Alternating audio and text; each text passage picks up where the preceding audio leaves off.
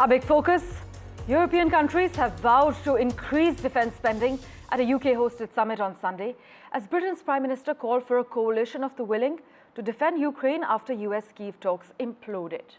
Now, following Friday's meltdown between US President Donald Trump and Ukrainian President Volodymyr Zelensky, Europe is forced to confront a worst-case scenario of facing Russia alone, as some analysts argue. Now, the continent's leaders are scrambling to craft a peace plan for Ukraine, even as they acknowledge that US involvement remains critical for any deal. But the UK, France, and Ukraine have agreed to work on a ceasefire plan to present to the United States following the spat between Zelensky and Trump. For a quick comment on the matter, we have with us Daniel Block, Senior Editor, Foreign Affairs, and a contributing editor at the Washington Daily, live from Washington, D.C. at the moment. Daniel, thanks so much for making time for us. This gathering of European powers in London, do you believe it's enough to shift the diplomatic dial, or has the United States made up its mind to go at it alone on finding a ceasefire in Ukraine? I mean, we're going to see is the short answer. The long answer is, I think what European leaders have quickly realized is that Zelensky and Trump cannot interact directly, that's not going to be an effective way for Ukraine to get continued aid and support from the United States. After the meeting happened and it blew up, there was talk that Ukraine needed to appoint an envoy or somebody who could interface directly with Trump or Washington. Right. And it seems like European leaders are trying to take on that role themselves. And we're going to find out whether that's enough.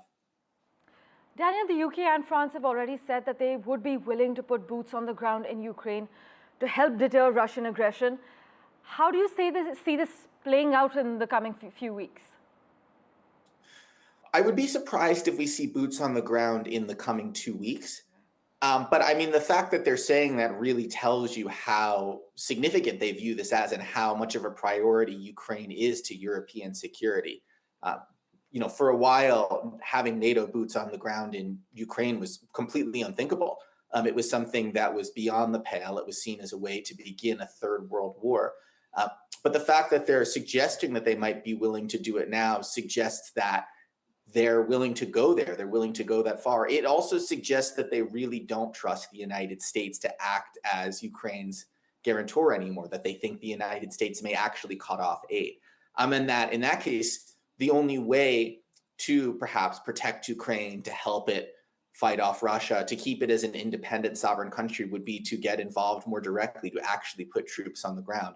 It may also suggest that they don't take NATO as seriously as they did before. Part of the fear with having European boots on the ground earlier was that if Russia was firing at European troops that were part of a NATO member country, the United States itself would get directly involved and you'd have a direct confrontation between two nuclear armed states.